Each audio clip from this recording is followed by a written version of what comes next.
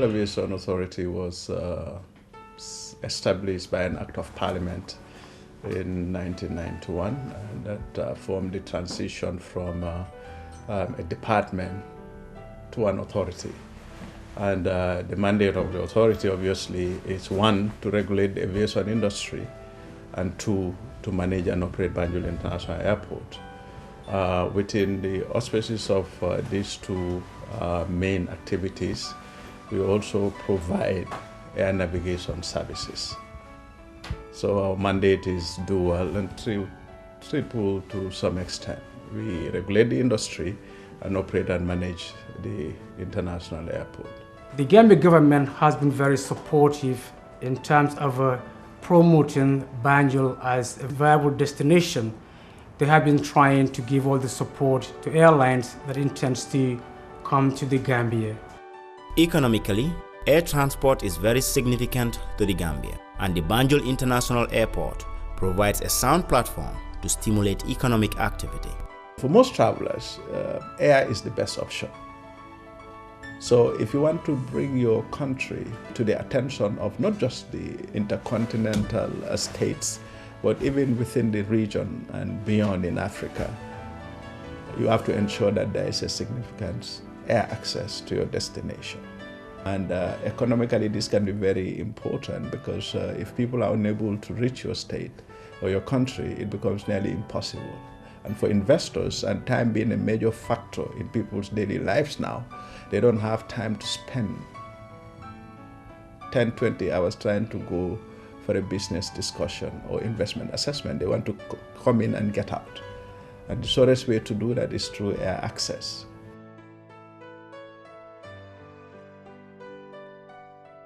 So economically, really, the significance of air access cannot be overemphasized. And that's why I think government, cognizant of that fact, is spending as much as they are at the moment and committing a lot of resources and time to ensure that the airport is second to none. And civil aviation as an authority, we are doing our utmost to ensure that international protocols are fulfilled and respected, our ratings are kept high, and we are considered a safe destination. The Gambia Civil Aviation Authority also works on incentives that would project the Gambia as a viable destination, not only for tourists, but also for people seeking investment opportunities. We can boldly say that Banjul is a very good destination for every airline that wanted to come to this country.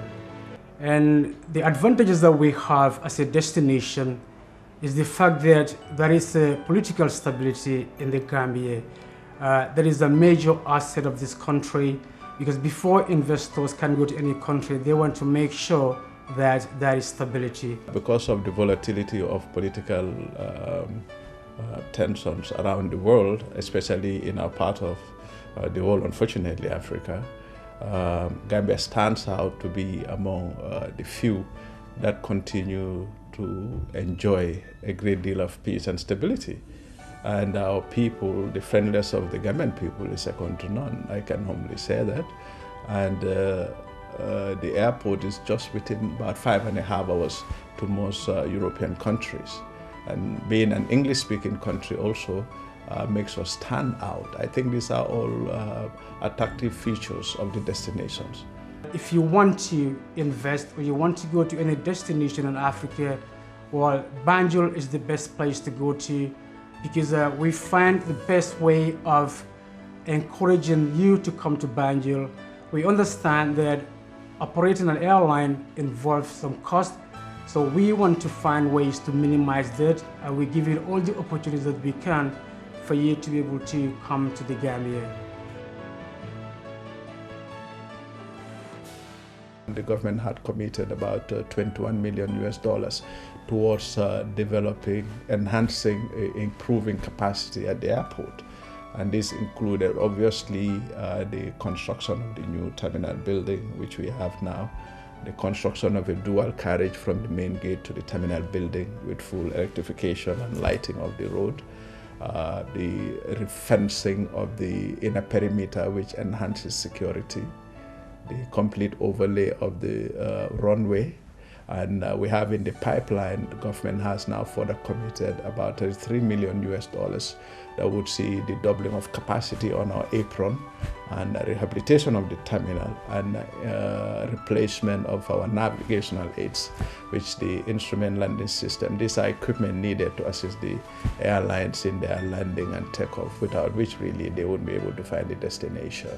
And building of new fire station, procurement of new fire equipment, and what have you. This is all geared really towards preparing us for the capacity that comes in. We are looking at expanding the terminal, either towards the apron or the land side. The experts are looking at that. And this expansion will cater for all these extra additional passengers that are coming in. So hopefully in another couple of years, this congestion will be a thing of the past. We will have the resources, financial resources, to be able to bring up new equipment that will cater for this. We are trying all the time to make sure that we cater for what convenience the customers will have as they come through the airport. We've recently purchased new tensor barriers. We have new trolleys, and a contract is signed to refurbish all the toilets in the terminal. We also, in the next week or two, working on changing all the check-in counters. And all these facilities we are bringing in are meeting international standards. Whatever we do, it's geared towards the satisfaction of and comfort of the passenger.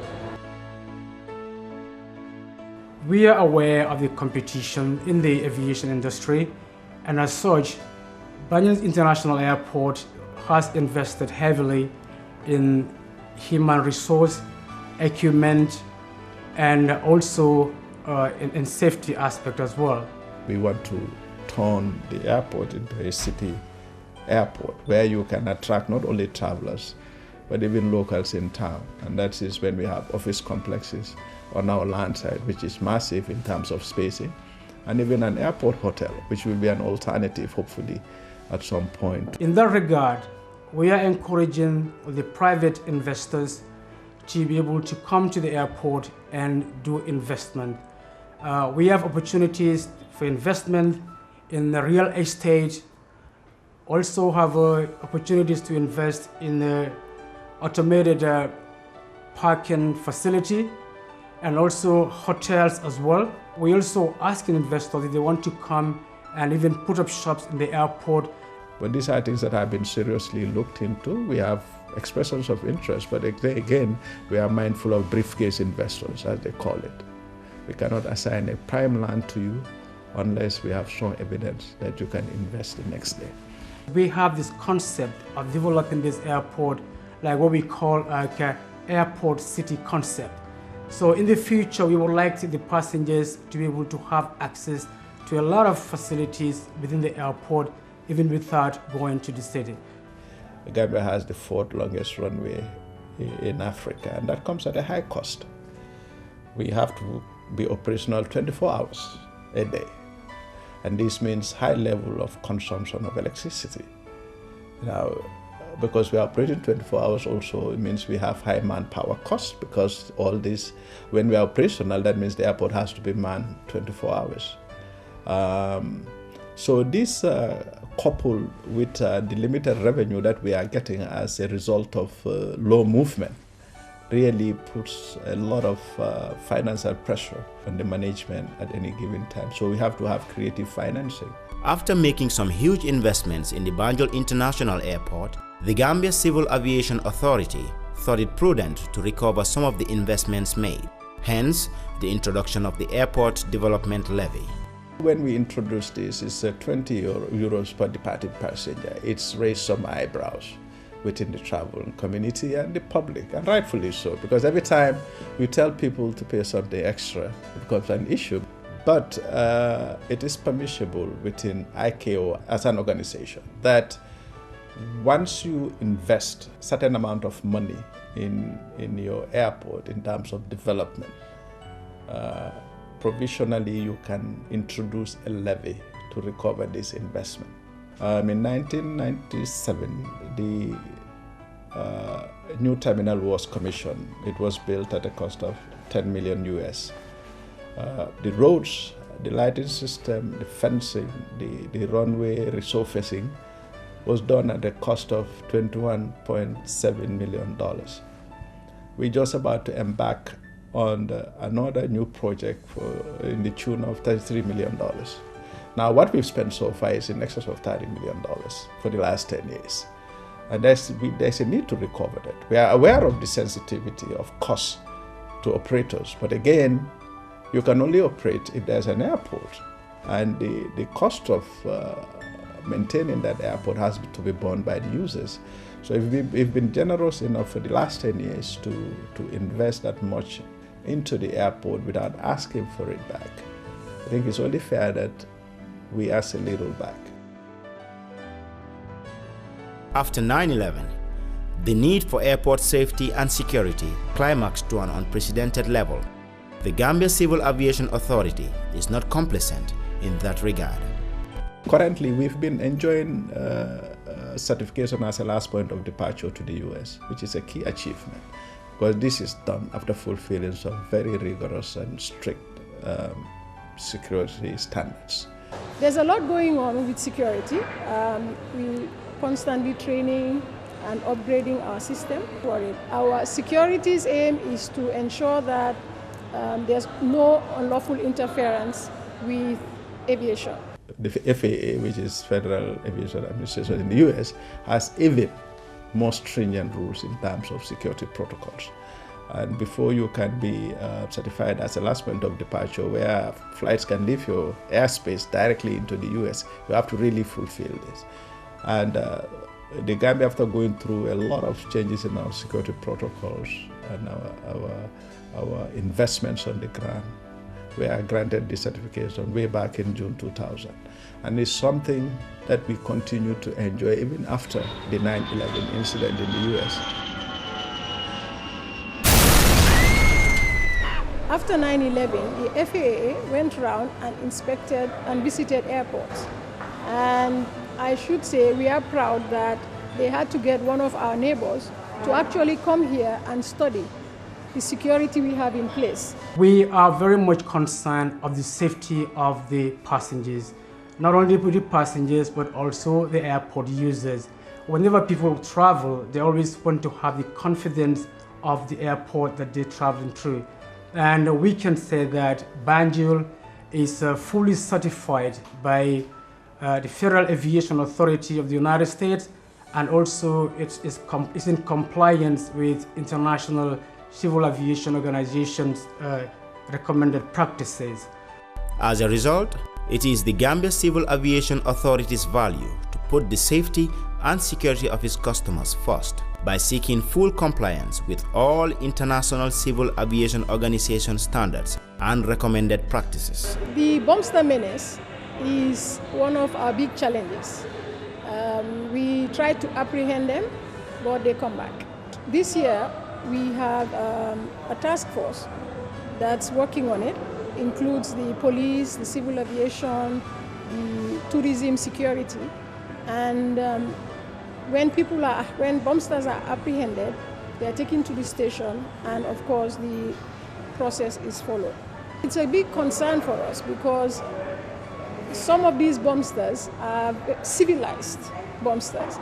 You would think, okay, somebody with a t-shirt and jeans, but you have some that come in with ties, nice shirts. And it's difficult to differentiate between the two. I know someone recently suggested that we should control the access to the terminal, but how can you do that? I know when I travel, my family comes to see me off. Likewise, most families. So if we want to say, okay, nobody comes in the terminal, it will be a problem. Despite the challenges, the Gambia Civil Aviation Authority continues to project its image as a dynamic organization geared towards providing efficient, effective, and reliable service through total quality management. The airport is not only about the airlines. There are services available to the general public. When you come to the airport, you can always have the opportunity to shop around. We have cell phone companies in here there are restaurants here, there are banks in the airport, and all those are geared towards the satisfaction of the customers and just all the airport users. Our target is to ensure that we meet international standards. I want to take this opportunity to thank His Excellency, the President of the Republic, Sir Professor Alhaji Ejiri Jammeh, and his government as a whole, but particularly also the Ministry of the Environment and Natural Resources, Mr. Jato Silla, who have really supported this initiative of doing this fundraiser with us, with the hope that the returns we get, we will be able to in some way invest it into something that would help protect our environment. In addition to that, we also want to thank our stakeholders, our friends from the airlines, to the concessionaires, the tenants, the sister PEs, private sectors, the banks we do business with, the hotels, and all other persons or institutions that we cannot remember for patronizing us, and to assure them that the proceeds from here will be used to something that will be mutually beneficial to all and indeed to our planet as a whole. Thank you very much, and we hope you relax and enjoy and have a good dinner, show and dance with our famous superstars, Mr. John Balagosek and our own Kora Maestro Jaliba Kuyate.